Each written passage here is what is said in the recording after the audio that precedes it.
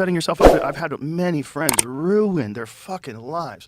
And then they go through divorces, and you've said this best, that one of the things that women are very good at is reputation destruction. I've seen that happen. So imagine you are legally entangled with someone who at one point in time you loved intimately, and now that person is trying to destroy every aspect of your life, and you have to pay for their lawyers. So you have to pay for the general of the army that's trying to destroy your kingdom.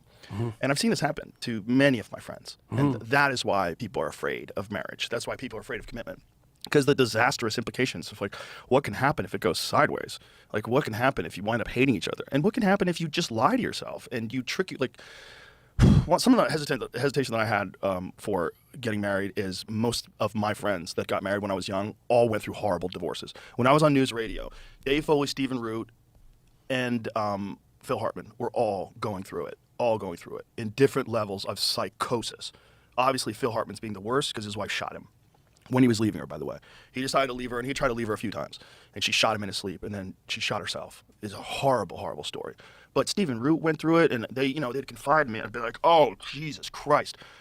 The amount of money these women were trying to get from them when they knew that they couldn't afford this. So one of the dirty tricks that will happen with divorce lawyers, with people that are on sitcoms, is when you get on a sitcom, if you're an actor and you get on a sitcom, it is the most stable job, the greatest job in show business for a lot of them. Because you're going to get a steady check. You're going to do 24, maybe 26 episodes a year. You're making more money than you've ever made in your whole life. But then you get divorced. So what happens is it gets set up where your ex-wife wants a percentage of what you're making at this very unrealistic level where you're never going to achieve this again. And for Dave Foley, it was so bad that at one point in time, I don't believe he was allowed to go back to Canada. I don't know if that's changed, but the judge literally told him, when he told the judge, like, I don't have that kind of money anymore. I don't have the potential for earning. I was on a hit sitcom, like not even a hit sitcom, but I was on a sitcom on NBC, paid a lot of money, and that was the only time I made that kind of money. The judge said to him, your obligation to pay has no relation to your ability to pay. That's Canadian judges for you. Just insane. Those are words you never want to hear even once in your life. I love him. So I was going through this pain, not like he was, but just like, oh my God. So these three people that I was very close to. And then most of the other people that I knew. I knew so many people. Fortunately, my mother and my stepfather have a great relationship, and they have for a long time. So I had that modeled. Like, they were always very close. And they didn't fight, which is really nice. It was really nice to have that as a model. Like where I realized, okay, everybody's not at each other's throats all the time. And some people actually do enjoy spending time together. Tammy and I on the tour, she started to introduce me 2 years ago and to talk about some of the things we're doing in the family, some of our family business, talk about Peterson Academy, talk about essay.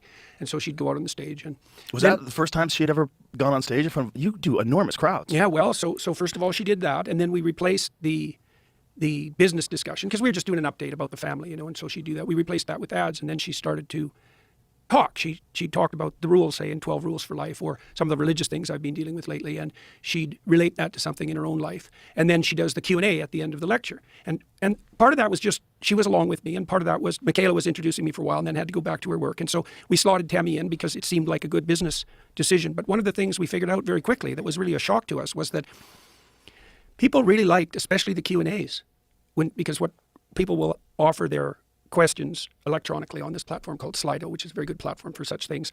And then they could upvote the questions, and then Tammy would sort them and ask me questions kind of from the top down that were thematically relevant to the lecture that I had given. But we found very quickly that people really liked that because they hadn't seen a couple engage in civilized discussion ever.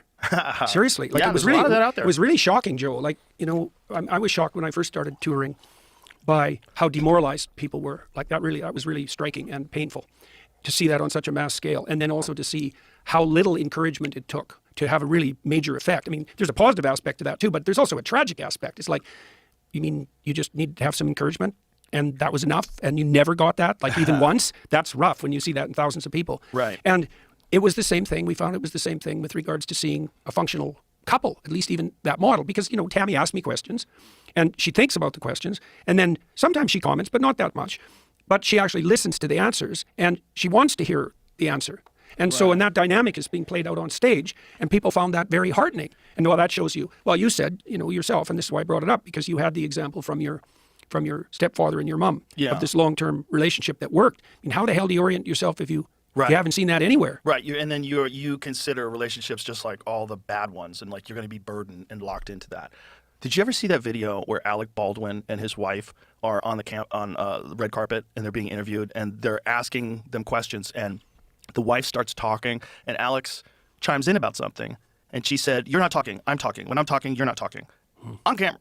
And you watch this, you're like, yo, that's what everyone's scared of. Right. That's right, what definitely. You want to That talk about like competition. tyranny. The tyranny of being trapped in a relationship like that is like, ugh.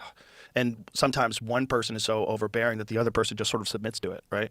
And then you're just like, I don't want to fight. I don't want to deal with this. I don't want to deal with this. And so then you're just trapped, and this person's insulting you and humiliating you publicly. That was the case with Phil Hartman. I got to see that. We would all go, like, we went to a party once, and I remember she was talking about ex-boyfriends, that she loves pickup trucks because her ex-boyfriends had pickup trucks and they would climb into the back of these pickup trucks, and I was like, what the fuck?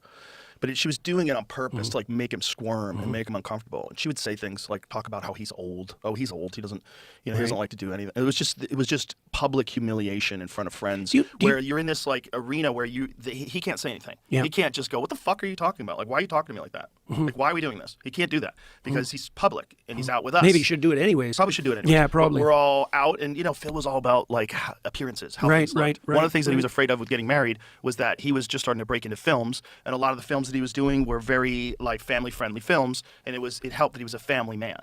If he was Right, so he had an act he had to sustain too. he had an image, right? And this was critical in Hollywood. Like, they had ideas of who you were. Okay, you're a family man. Okay, good. And so if you have this radical change in your life where no longer you're a family man, and if you want to be honest about it, and you want to say, I was in a toxic relationship, and some of it was me, and some of it was her, and this is what happened, like, whoa, now you're opening up the world to this big can of worms. Better to keep that can sealed. Yeah, well, it's generally better not to have your fights in public, and it's certainly better.